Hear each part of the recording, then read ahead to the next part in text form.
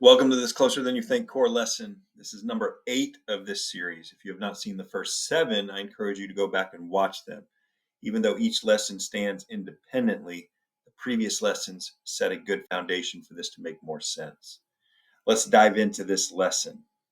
The title of today's lesson is Cores for Kids. With the theological and biblical perspectives and foundations laid down in this course, I want to take time to focus on what this means for raising a new generation of spiritually healthy people. I have referenced the 4 core practices multiple times in the previous lessons. Now it's time to take a look at them in action with our children and youth. So parents, caregivers, teachers, you're going to want to lock in for this one. Before breaking down each of the core practices in kid-friendly terms, I want to propose one more paradigm shift that I believe is necessary in our thinking about raising spiritually mature young people.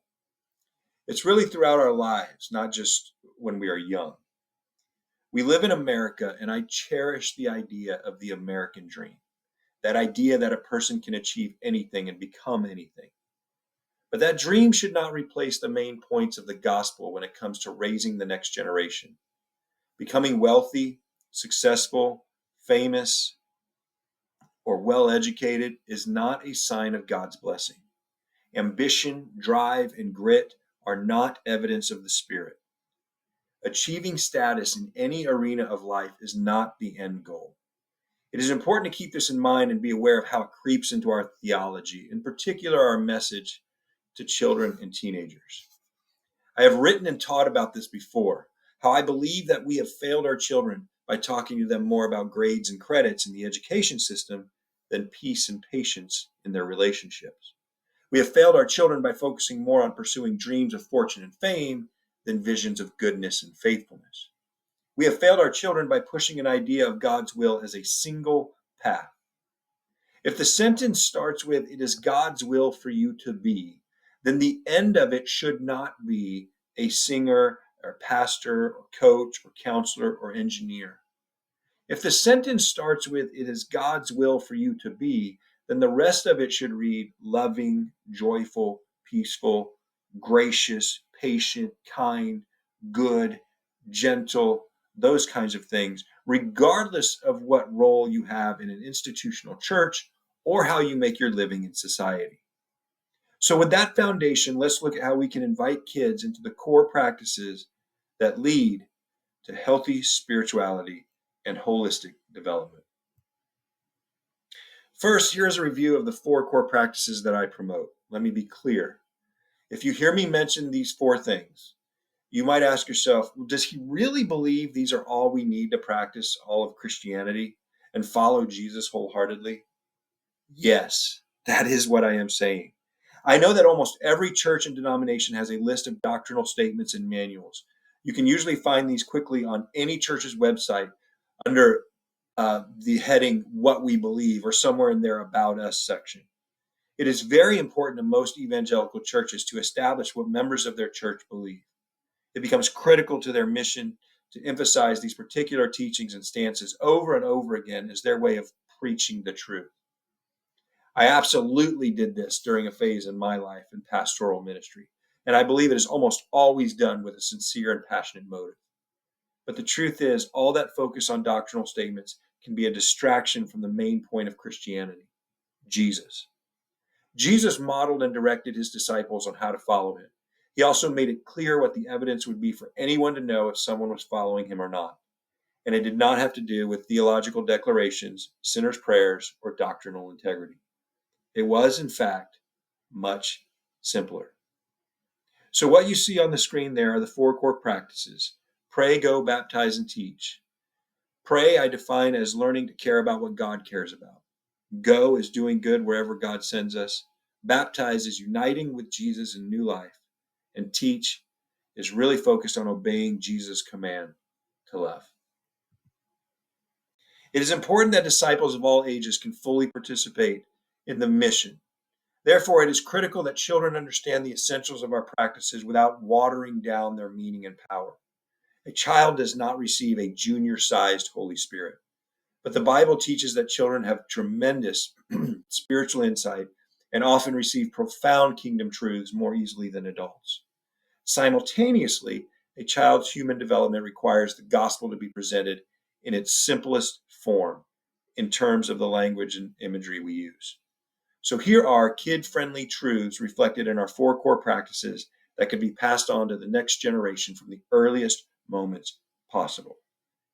These are the cores for kids. Prayer is how Jesus taught us to connect with God. Notice the emphasis is on relationship. For whatever reason, prayer is a way to maintain a relationship. The truth is, prayer is somewhat mystical. We don't really know why or how God hears us or talks back to us. There are many benefits of prayer for our mind, our body, our mood, but we want to be careful not to make prayer a transactional tool that is used to get what we want. God is not Santa Claus. Prayer is so much more than that. Secondly, Jesus taught us to worship God by doing good everywhere we go. The point here is to equate worship with service and honorable treatment of others. This is our best and most practical act of honoring God or worshiping Him. This is evident throughout the Bible, Old and New Testaments, but it's a pretty major reframe of what most people's current definition of worship is. Baptism is a way of remembering that Jesus forgives us, and it's a way of showing we want to live totally for Him. Admittedly, this is the most difficult one to translate into easily understandable concepts for children, which is why it may be wise to wait until people are older and express an understanding of baptism before actually baptizing them. Not as a matter of dogmatic doctrine, but just to consider the developmental understanding of such a practice. I included baptism as a core practice of the Christian faith because that is precisely what it was in the New Testament. In the time of Jesus, the automatic and natural response to the gospel was baptism. Baptism holds much significance that is worth unpacking. But for our purposes here, the main point to make to children and youth is that it's a powerfully symbolic way of showing we accept and receive God's forgiveness and symbolizing our desire to live totally for Him, as well as our recognition that He transforms us and gives us new life, and also that we are entering into a universal spiritual family. We're baptized into the family. The ongoing effect of baptism is a celebration of new life we have as we unite with Christ. Finally, being a disciple means obeying and acting like Jesus, especially by loving God and others. The point with this one is that teaching and spreading the gospel is not so much about getting people to know stuff and use religious terms. Teaching for the point of making disciples is about acting like Jesus. The fruit of the Spirit is the evidence of discipleship because it directly reflects how we treat others who God has created and cares about. It's through our actions and relationships that we can see if we're becoming more or less like Jesus Christ. As you can see, while each statement is simply worded, each one contains a wealth of spiritual truth to unpack. And that work can take us the rest of our lives. These 4 practices, these 4 realities, are enough to keep us busy doing the right work of the Christian faith. Each one keeps our focus on how we are relating to Jesus. They give us a way to practically answer the question, who is Jesus to you, on a daily basis? I want to add one more very practical note for those who gather with others or want to do so as a way of growing spiritually when not being a part of a conventional church. The question will often come up about what children or babies do during gatherings or church meetings. And really, there is no one-size-fits-all answer. There's lots of resources out there and lots of people doing this in different ways. It depends on the group and the meeting. Their level and form of participation varies greatly. We've seen children directly participate with the adults during the whole meeting. We've seen one adult lead a separate activity for children. We've seen older children teach younger children. We've seen blended activities, sometimes for children to play, arts and crafts and skits, all kinds of different things. And it can vary week to week, meeting to meeting, day to day. The key distinction in the simple church or organic church approach to children's involvement in church gatherings is the understanding that discipleship best happens in real life contexts. Crying babies, dirty diapers, toddler tantrums, child conflicts, all of those things are not interruptions to our spiritual lives. But interacting with children in these situations is as much of our spirituality as prayer or Bible study. So those are the course for kids, and that's a little bit about the context of how that could look in a gathering or meeting.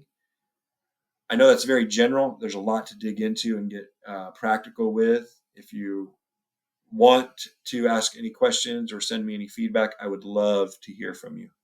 That's the lesson for this week. Thanks so much. Have a great day.